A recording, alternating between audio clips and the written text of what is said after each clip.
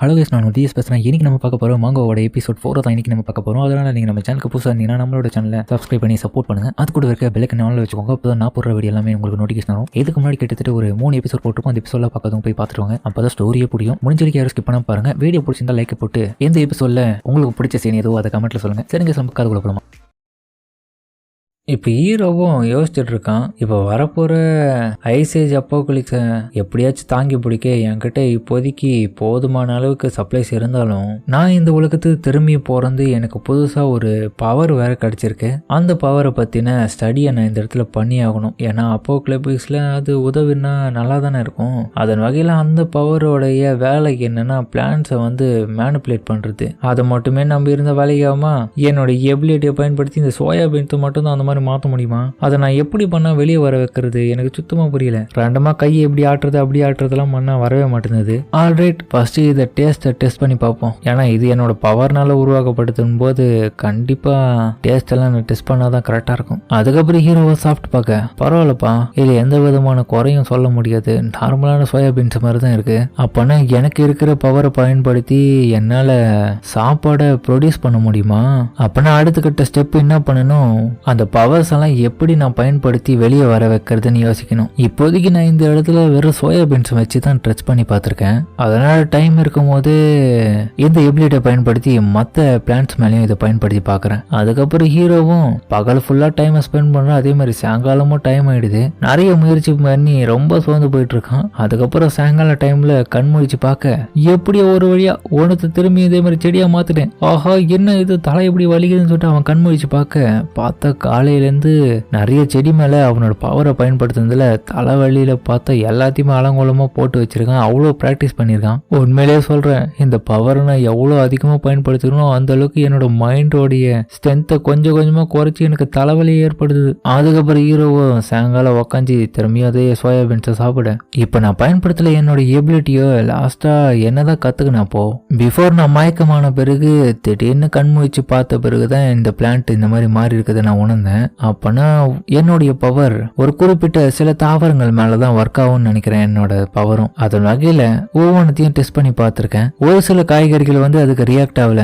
உதாரணத்துக்கு பொட்டேட்டோவை பயன்படுத்தியிருக்கேன், மொக்கா சோளத்தையும் பயன்படுத்தியிருக்கேன். அதுங்கெல்லாம் ஒர்க் ஆகும் போது பட் ஆனா இந்த மாதிரியான விதைகள் இருக்கிற பிளான்ட்ஸ் மட்டும் ஈஸியா வளர்ந்தது. ஆனா ஒரு சில தாவரங்கள் பயன்படுத்தும் போது அதுங்க அப்படியே வெடிச்சு செதறதுங்க. ஆனா ஆஃப்டர் எக்ஸ்ப்ளோஷனுக்கு அப்புறம் அந்த பொருட்கள் எல்லாமே பார்க்க ரொம்பவும் கருப்பாயிடும். அதே மாதிரி ரொம்பவும் வெயிட்லெஸ்ஸா மாறிடும். என்னதான் அப்படி இதுங்களுக்கு நடக்குது சுத்தமா புரியல. இப்படி பயன்படுத்தியே எல்லாத்தையும் வேஸ்ட் பண்றவனா என்னன்னு புரியலையே. இல்ல பின்னாடி எதுக்காக இருந்தாலும் இது யூஸ் ஆகும் அப்படின்னு மொத்தத்தையும் கலெக்ட் பண்ணி வைக்கிறான். ஆஃப்டர் நான் நிறைய பிளான்ஸ் மேல ட்ரை பண்ணியிருக்கேன். அதன் வகையில என்னுடைய பவரை நான் பயன்படுத்துக்கான மூல காரணமா இருக்க போறது என்னோட கண்ட்ரோல், என்னோட பிரீத்திங் தான். அப்படி சொன்ன அடுத்த நிமிஷமே ஒரு காய்கறி பிளான்ட்டையும் திரும்பியும் அதே மாதிரி வளர வச்சிடறான். அதோட தலைவன் திரும்பியும் தலை வலிக்குதுன்னு சொல்லிட்டு மயக்க போட. ஆனா இருந்தாலும் என்னால பெருசா எதுவும் கண்டுபிடிக்க முடியல இப்போதைக்கு. இது ஒர்க் ஆகுறதுக்கு எந்த விதமான பிரின்சிபலா இருக்கும் அது தெரிஞ்சுக்கினா நல்லா இருக்கும். அதை நான் எப்படிதான் தெரிஞ்சுக்கிறது? அதுக்கு முன்னாடி நான் என்ன பண்ணணும்னு யோசிக்கிறேன்னா, முதல்ல இந்த பவர் எப்படியாப்பட்டது, அது எப்படி ஆக்டிவேட் ஆகுது, அதோடைய கண்டிஷன்ஸ் எல்லாம் என்னன்றது நான் தெரிஞ்சுக்கணும். அதுக்காக முதல்ல நான் என்னோட மைண்ட் ஒரு அமைதியான நிலையில கான்சியஸ்னஸ் படுத்தணும். அப்படின்னு ஆகணும். ஒரு இமேஜின்குள்ள போக அப்படியே நேச்சருக்குள்ள ஒன்றிணைஞ்சிடறான் ஹீரோவும். என்னோட பாடி மைண்ட் ரெண்டுமே இப்ப நேச்சுரல் வேர்ல்டு கூட இணைஞ்சிடுச்சு. அப்புறம் ஹீரோவோ கண்ணு முயற்சி பார்க்க அவனுக்கு அந்த பவர் இப்போ வெளிப்படுது. கையில சக்க போடு நினைச்ச மாதிரி இது வேலை செய்ய ஆரம்பிச்சிச்சு. அப்ப இதுதான் காரணமா? அதுக்கப்புறம் ஹீரோவும் அந்த பவரை பயன்படுத்தி அங்க இருக்கிற மீன் மேல எல்லாம் பயன்படுத்துறான். அதாவது கறிங்க மேல. இந்த முறை இதை நான் கறி மேல பயன்படுத்துறேன்னு சொல்லிட்டு பார்க்க அது ஒண்ணுமே ஆகல. என்ன இது மேல ஒர்க் ஆகல? அப்ப இது வெறும் செடிங்க மேலதான் ஒர்க் ஆகுமா?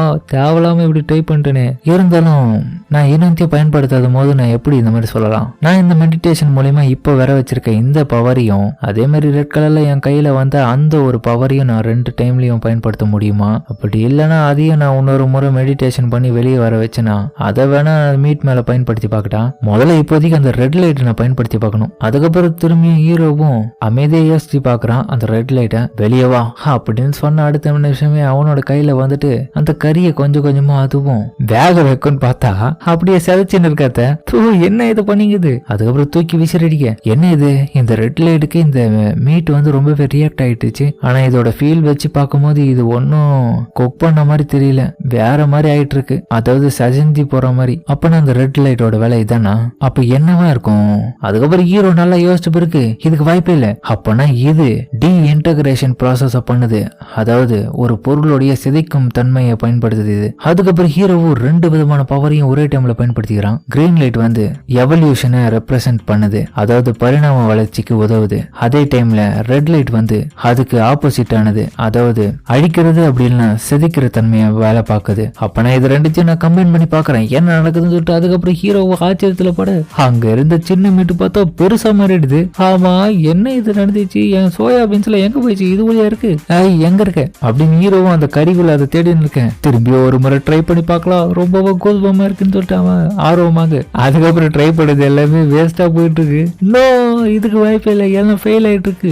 ஆமா நான் ஏன் இன்னொரு விஷயத்தை யோசிக்க மாட்டேன், இப்பதான் அதிகமான பவரை பயன்படுத்தினால கண்டிப்பா அதுக்கு கூல் டவுன்ற ஒரு டைம் இருந்தாலும் இருக்கும். முடிஞ்ச அளவுக்கு நான் கொஞ்சம் டைம் எடுத்துக்கின்னு அதுக்கப்புறம் பண்ணி பாக்குறேன். எனவே இன்னைக்கு ஒரு நல்ல விஷயத்தையாச்சும் கத்துக்கினானே, இதுக்கப்புறம் இந்த பவரை வச்சு நான் தாங்க இந்த உலகத்தோட சூப்பர்மேனு, இந்த மனித குலத்தையே இதுக்கப்புறம் நான் தான் காப்பாத போறேன்னு சீனை போடுறான். ஆஹா இப்படிதான் நடக்கும். ஆனா ஒரு நிமிஷம் ஃபுட்டு இப்ப எனக்கு கிடைச்சிருச்சு, அப்ப என்ன டிஃபென்ஸ் பண்றதுக்காக எந்த ஒரு விஷயமும் இல்லைன்னா ஈஸியா அடிச்சு போட்டுட்டு இந்த சாப்பாடுல எடுத்துட்டு போயிடுவானுங்களே அப்படின்னு ஹீரோவும் யோசிக்க, உடனடியா இந்த ஃபுட் எல்லாம் எடுத்து வச்சுட்டு என்னுடைய டிஃபென்ஸுக்கு தேவையான ஒரு ஆயுதத்தை பத்தி கண்டுபிடிக்கணும். டெம்பரேச்சர் வேற குறைஞ்சுக்கினே வருது. அதுக்கப்புறம் ஜன்னல் கிட்ட பார்க்க அந்த இடத்துல பார்த்தா பனி பொழிய ஆரம்பிக்குது கொஞ்சம் கொஞ்சமா. ஹீரோவும் அது ஒரு வழியா வந்துடுச்சு. அந்த அப்போகுலிஸோட ஆட்டம் ஆரம்பமாயிடுச்சு. அதுக்கப்புறம் ஹீரோவும் அந்த இடத்துல இருந்து வெளியே கிளம்பி வரான். கிட்டத்தட்ட இப்ப இருக்கிற டெம்பரேச்சர் வந்து -45 டிகிரிக்கும் கீழே போகும். இன்னும் ஒரு வாரத்துல பாருங்க என்ன நடக்குதுன்னு. முதல்ல எனக்கு ஒரு கன்னு வாங்கணும். நான் லீகலா நான் கன்னு வாங்குறனோ இல்லையோ